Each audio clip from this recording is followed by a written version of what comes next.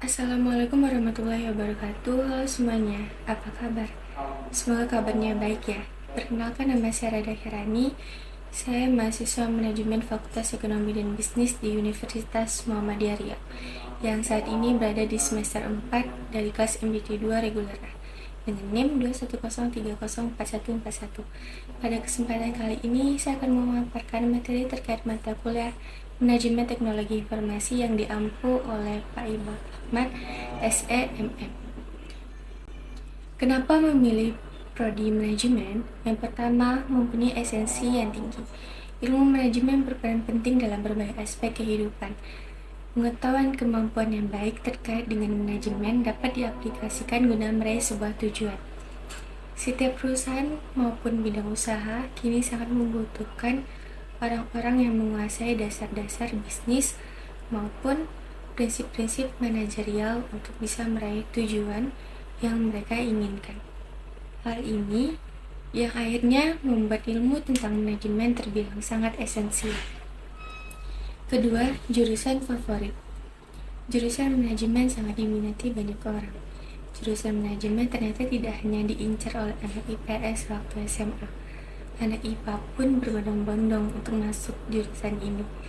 Saya termasuk anak IPA yang sangat ingin sekali masuk di jurusan manajemen. Di Universitas Muhammadiyah Riau, jurusan manajemen termasuk jurusan dengan penyumbang jumlah mahasiswa terbanyak. Tak heran jika manajemen menjadi jurusan favorit. Ketiga, prospek kerja luas.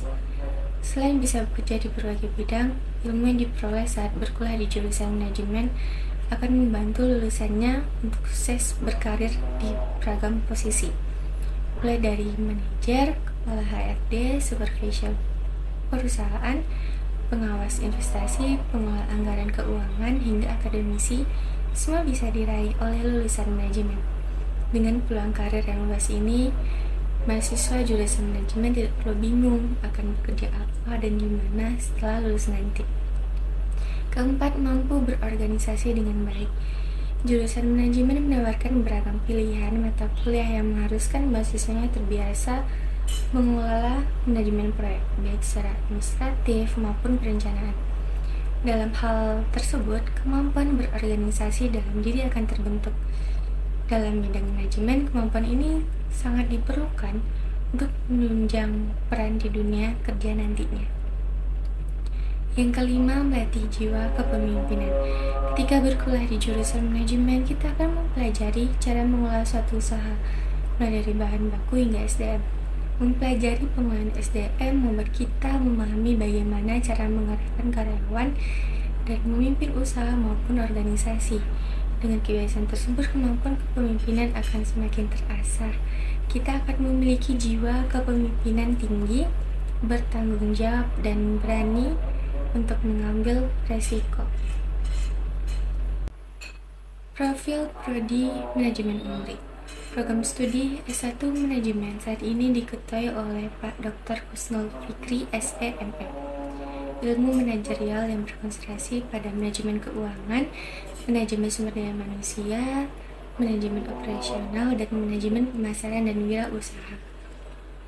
Visi dari prodi manajemen yaitu menjadikan program studi manajemen sebagai lembaga pendidikan tinggi yang bermarwah dan bermartabat dalam menghasilkan sumber daya manusia yang memiliki keahlian manajemen di bidang pemasaran dan wirausaha, pengelolaan SDM, operasional, dan keuangan yang menguasai IPTEX di landasan IMTAK tahun 2030. Misi dari prodi manajemen yaitu: yang pertama, menyelenggarakan pendidikan di bidang manajemen melalui teori dan praktek. Yang kedua, mampu menguasai menghasilkan sumber daya manusia yang profesional, mampu berpikir kritis dan berjiwa entrepreneur berdasarkan IMTAK. Ketiga, menyelenggarakan kegiatan penelitian dan pengembangan dalam bidang manajemen bagi dosen dan mahasiswa untuk pengembangan IPTEX sehingga memberikan kontribusi kepada masyarakat dan kemajuan ilmu pengetahuan. Keempat, menyelenggarakan kegiatan pengabdian di bidang ilmu dan keterampilan manajemen guna memberikan sumbangsi pada masyarakat. Kelima, menyelenggarakan pendidikan ilmu dan keterampilan manajemen yang bernilai Islam kemuhammadiyahan. Lalu tujuan dari prodi manajemen yaitu program studi manajemen Universitas Muhammadiyah Riau bertujuan menghasilkan sarjana ekonomi yang memiliki kemampuan dalam bidang pengetahuan, sikap, dan keterampilan serta komunikasi yang mampu melakukan pekerjaan yang berhubungan dengan bisnis dan organisasi yang sesuai dengan kebutuhan. Pengertian teknologi dan informasi. Williams dan Sawyer tahun 2007 berpendapat bahwa teknologi informasi adalah suatu teknologi yang merupakan hasil gabungan dari jalur komunikasi berkecepatan tinggi yang komputasi atau komputer yang mana komunikasi tersebut membawa video, suara, dan data. Perlunya teknologi informasi. Banyak sekali manfaat yang bisa didapatkan dari adanya teknologi dan informasi. Dan dari sekian banyak manfaat yang bisa didapatkan, beberapa diantaranya yaitu lebih mudahnya dan cepatnya dalam melakukan proses komunikasi. Proses perdagangan dapat dilakukan secara elektronik, mudahnya akses terhadap suatu informasi, pekerjaan bisa dilakukan secara daring, bahkan lingkungan pun menjadi lebih terjaga. Nah, selain dikarenakan beberapa manfaat tersebut menyebab suatu teknologi informasi menjadi sangat diperlukan, juga dikarenakan tekanan akibat dari persaingan bisnis, meningkatnya kompleksitas dari tugas manajemen, perlunya waktu tanggap yang lebih cepat, dan pengaruh globalisasi. Sistem informasi. Sistem informasi menurut Azhar Susanto pada tahun 2018 pada bukunya yang berjudul Sistem Informasi Akuntansi, sistem merupakan sebuah grup atau kumpulan dari bagian sistem atau komponen yang berupa fisik dan non-fisik yang berhubungan untuk mencapai satu tujuan.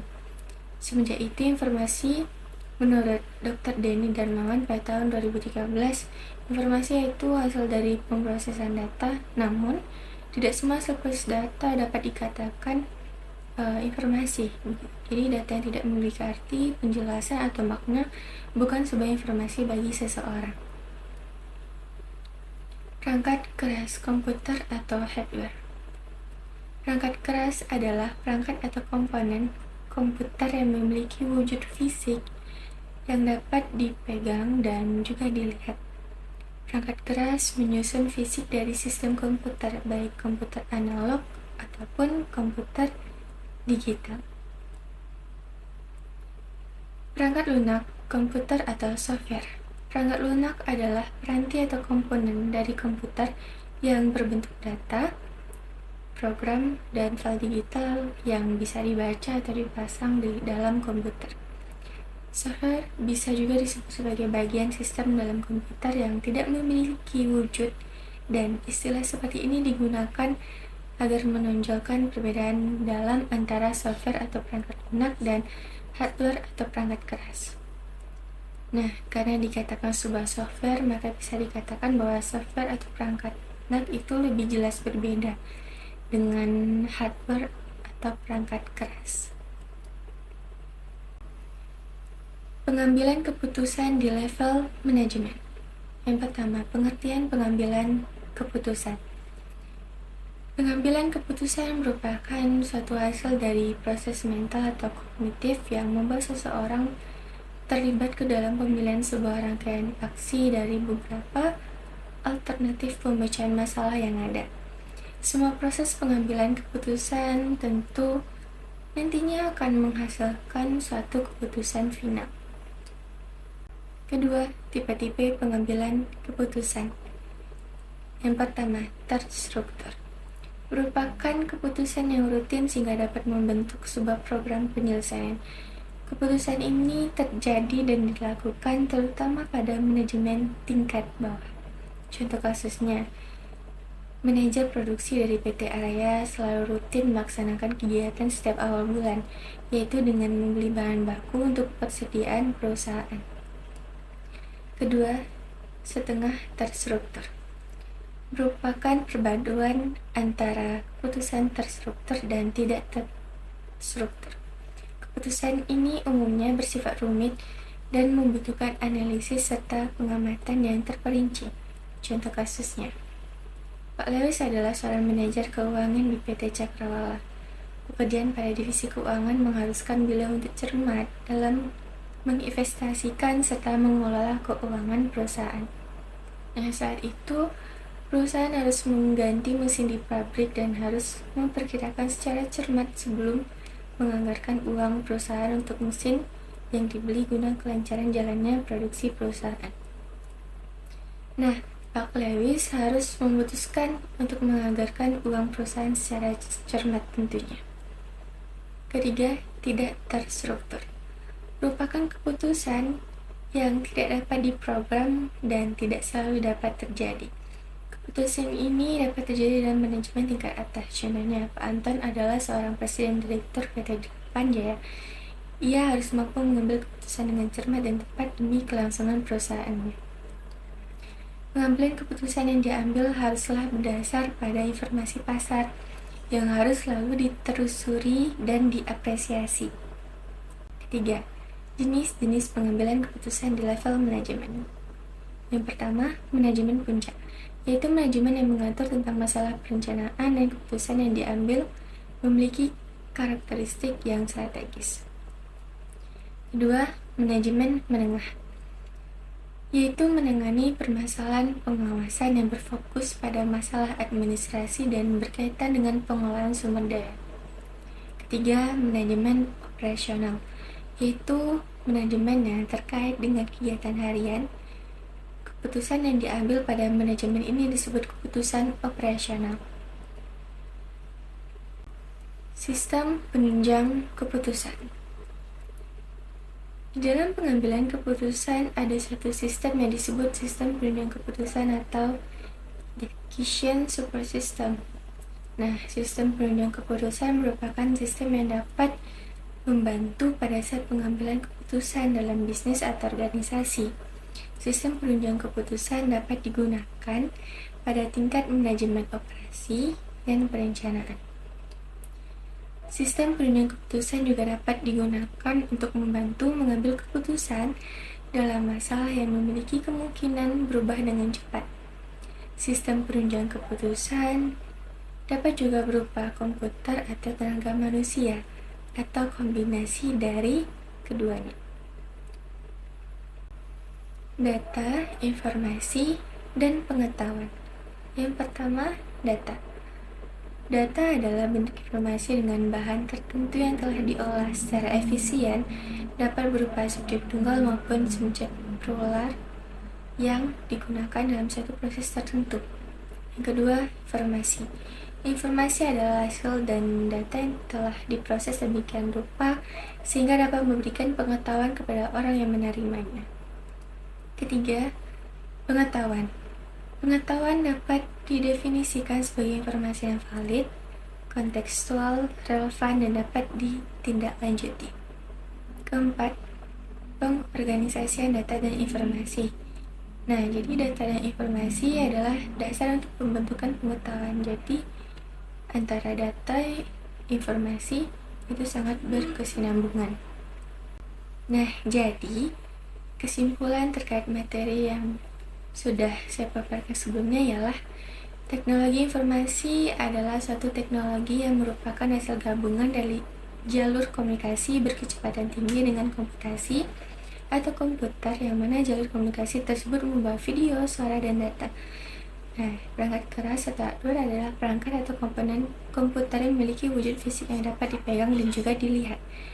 Selain itu, perangkat lunak atau software adalah peranti atau komponen dari komputer yang berbentuk data, program, dan file digital yang bisa dibaca atau dipasang dalam komputer. Lalu, pengambilan keputusan merupakan suatu hasil dari proses mental atau kognitif yang membuat seseorang terlibat ke dalam pemilihan sebuah rangkaian aksi dari beberapa alternatif pemecahan masalah yang ada. Nah, jadi semua proses pengambilan keputusan tentu menghasilkan satu keputusan final. Sistem penunjang keputusan merupakan sistem yang dapat membantu pada saat pengambilan keputusan dalam bisnis atau organisasi. Sistem penunjang keputusan dapat digunakan pada tingkat manajemen, operasi, dan perencanaan. Lalu, data, informasi, dan pengetahuan menjadi satu kesatuan yang mampu terorganisasi dengan baik dan menjadi komponen yang sangat penting. Nah, sekian hasil dari pemaparan materi dari saya terkait mata kuliah Manajemen Teknologi Informasi. Maaf jika dalam penyampaiannya terkesan kurang bagus, dan maaf juga jika ada kesalahan dalam pengucapan atau informasi yang salah. Baiklah, saya akhiri kesempatan pada kali ini. Saya tutup dengan Assalamualaikum warahmatullahi wabarakatuh.